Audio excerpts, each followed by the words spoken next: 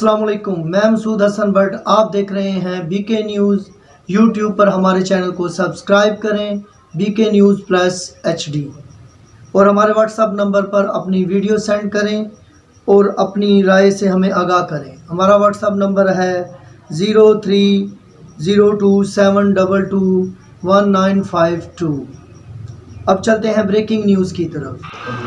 खबर शामिल करते हैं कामोकी से। कामोकी पुलिस हिरासत से फरार होने वाले डाकू जाकर की हलाकत का मामला।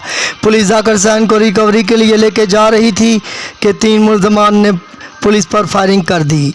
मुलजम फरार होने में कामयाब हो गया। बाद DSP सर्कल ने के हुक्म पर SHO ने नाकाबंदी करवा दी तो मुलजिम की लाश एक खड्डे से बरामद। मुलजिम बेशुमार वारदातों में मुलव्वस था और कई शहरों में मुख्तलिफ मुकदमे।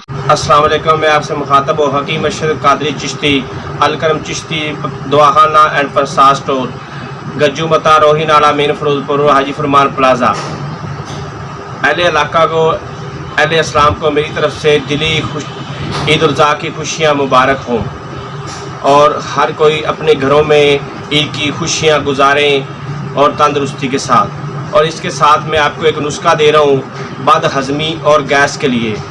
आपने अजवैन, काला नमक, सफ़ेद ज़ीरा, कलवंजी और लाहौरी नमक लेना है और मिक्स करके इसका सफ़ूक बना लेना है। बद हज़मी, गैस, कब्ज़ और तज़ाबित के लिए बहुत अच्छा नुस्खा है। जो ब्लड प्रेशर का मरीज़ हो इसमें कूज़ा मिश्री इस्तेमाल करके यूज़ करे।